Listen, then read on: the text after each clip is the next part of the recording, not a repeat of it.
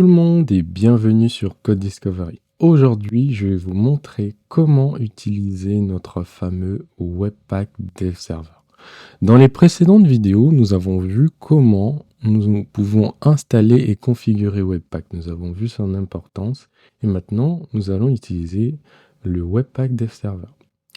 Qu'est-ce que c'est? C'est l'un des outils les plus puissants quand il s'agit de voir les modifications en direct pendant que vous codez. Donc vous modifiez vos fichiers, vous voulez voir le résultat en temps réel. Donc dans les précédentes vidéos, on a utilisé donc le serveur qui est intégré avec notre éditeur pour voir nos modifications en live. Mais Webpack nous permet de voir nos modifications en live et c'est ça qu'on va utiliser. Donc pour ce faire, nous allons commencer donc par l'installer. Donc pour faire, moi je vais utiliser mon gestionnaire de paquets. Je vais taper pnpm install et je vais faire webpack dev server et je mets en dépendance de développement également. Donc j'appuie sur entrée et automatiquement il m'installe webpack dev server. Donc webpack dev server est maintenant installé. Maintenant qu'il est installé, nous allons dans notre fichier de configuration de Webpack pour configurer le dev server. Donc là, je me rends dans la configuration de Webpack et maintenant, je vais pouvoir configurer le dev server. Et on voit qu'ici, il accepte donc des paramètres. Le premier paramètre qu'on va pouvoir configurer s'appelle statique. Donc, je vais mettre ici statique, 2 points, et je le passe comme ça. Statique, c'est pour dire à Webpack Dev Server où trouver les fichiers à servir. D'accord? Donc ici, je peux lui dire le directory, donc le dossier, et dans le directory, ici, je vais lui passer le path, et je vais faire par exemple join, et je lui dis dir name list. D'accord? Donc c'est là qu'il va servir les fichiers compilés comme le bundle.js. Deuxièmement, on va avoir le compress.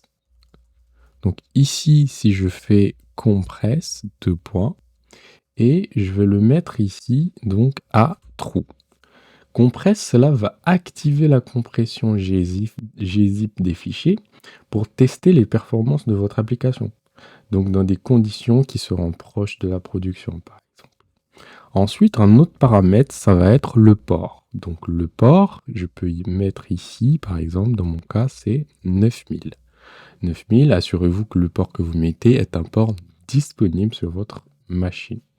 Ensuite, je vais activer un autre paramètre qui va être le hot.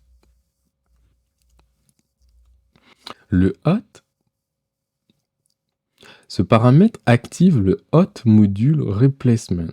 Donc c'est celui qui va permettre de mettre à jour uniquement les modules modifiés sans recharger toute la page. Là, avec cette petite configuration, il me suffit donc d'aller dans mon terminal pour maintenant exécuter le dev server. Donc je peux faire npx webpack et je rajoute serve. Et comme ça, il va lancer donc le serveur de Webpack. Donc j'appuie sur Entrée et je vois que tout s'est bien passé. Si je remonte un petit peu, je vois qu'il me dit HTTP sur le HTTP localhost, tu peux voir le rendu. Donc je vais me rendre dans le navigateur pour voir ce que ça donne. Donc ça, c'est la page qu'on avait précédemment. J'ouvre un nouvel onglet et je tape le lien qu'il m'a donné. Une fois que j'arrive sur cette page, je me rends compte que je tombe sur un serveur qui me répond qu'il ne peut pas aller sur le get. Donc si je fais par exemple /bundle.js et j'appuie sur entrée, je me rends compte que j'ai bien mon bundle.js avec le console log administration et le console log ma super application qu'on avait. Donc on a bien notre fichier bundle.js qui a été servi. Donc dans mon index.html, ici, qu'est-ce que moi je fais? J'appelle le dist bundle.js. Donc si je reviens ici en live et que j'ouvre ma console, Je vois que dans la console, il me dit qu'il n'arrive pas à trouver /dist/bundle. Ça, c'est parce que ici, on n'a plus de dossier dist. Donc, on n'a plus fait notre petite commande qu'on avait de build pour avoir le dossier dist.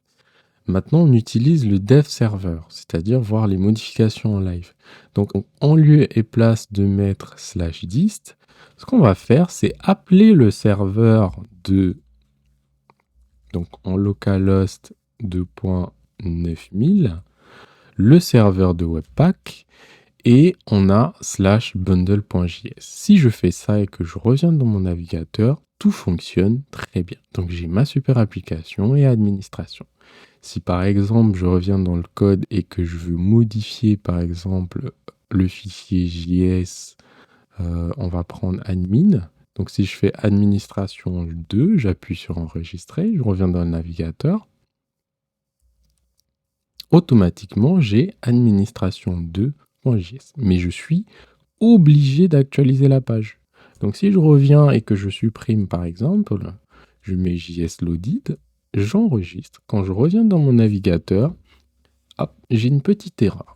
Parce qu'il faut que j'actualise mon navigateur pour pouvoir voir les modifications. Or, c'est ce qu'on ne veut pas. Nous, on veut que directement notre fichier index.js prenne en compte les modifications et qu'il travaille directement.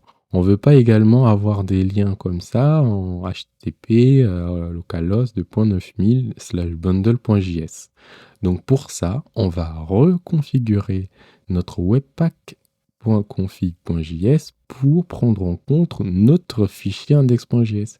Parce qu'actuellement, notre fichier index.js, il est servi grâce au serveur de notre éditeur de code. Donc pour ça, on va le couper. Et on va voir comment on va faire sans lui. Donc je viens là, hop, je mets localhost 9000. Et j'ai bien, il me dit, il peut pas get. Donc on ouvre la console et on va couper notre serveur de Webpack. Et maintenant, on va reconfigurer tout ça. Pour ce faire, on peut passer à la place d'un objet, on peut placer un tableau. Et dans ce tableau, il y aura plusieurs configurations. La première, ça va être de lui passer le directory. Et le directory, on va juste mettre un underscore dirname. Donc, ce dirname va permettre de servir le fichier index.js. Donc, c'est pour lui dire, ici, dans mon projet, sert le fichier index.html. Donc, ici, il va falloir mettre également le public path. Donc, le public path, ça va définir le chemin d'accès aux fichiers statiques. Donc là, par exemple, les fichiers statiques, ça va être mes fichiers JS qui sont là. Dans mon cas, ce sera le bundle. Okay, bundle.js. Un autre paramètre à rajouter ici, ça va être donc le directory maintenant, cette fois, vers les fichiers qui vont être transformés. Donc là, je peux mettre un path.join, dirname et /dist. Donc là, j'aurai dist. Et lui, il va servir les fichiers compilés. D'accord? Il va servir les fichiers compilés. Donc ça veut dire que en revenant sur mon index.js, je n'ai plus besoin de passer cette URL-là. Sachant que le index.js.html va être rendu depuis ce serveur grâce à cette config ici. D'accord? Il va être rendu et il va comprendre également que le slash ici, c'est depuis le dist. D'accord? Les fichiers bundle.js. Donc à partir de là, je peux relancer mon serveur en faisant un npx webpack serve. Si j'appuie sur entrée, il me dit que tout se passe bien et d'aller voir le port 9000. D'accord? Donc je reviens dans mon navigateur et j'actualise le port 9000 et magie, j'ai bien ma page. Je vais ouvrir la console pour vérifier que j'ai bien, et c'est bien là. J'ai ma super application, administration, JS, loaded. Donc, on va vérifier que tout fonctionne sans besoin d'actualiser la page. Donc, si je viens dans Administration et que je supprime cette petite partie, j'appuie sur Enregistrer, je reviens dans le navigateur et automatiquement, ça a été changé. Donc, on voit bien que tout a bien été pris en compte. Donc, je peux effectuer mes modifications. Je n'ai plus besoin de recharger ma page ou de me taper des liens trop compliqués ici. Et je peux maintenant servir mes fichiers assez facilement. Un autre point pour faciliter un petit peu le travail, c'est que ici, je peux ajouter une autre commande start pour m'éviter depuis le serveur de faire des modifs, des manips. Donc, je peux faire pack serve et c'est bon. Donc, une fois que je fais ça, depuis mon terminal, donc en lieu et place de faire un npx, je peux juste faire un npm run start et il va démarrer le serveur de développement et tout fonctionne toujours comme avant. Donc c'est super, on est content. Donc avec Webpack Dev Server, vous pouvez voir vos modifications en direct, où ça vous permet de gagner du temps et d'avoir cette bonne productivité lorsque vous êtes en phase de développement. Donc si cette vidéo vous a plu, n'oubliez pas de vous abonner à la chaîne et pour découvrir la suite de cette petite série sur Webpack. Et moi, je vous donne rendez-vous donc dans la prochaine vidéo. Merci d'avoir suivi.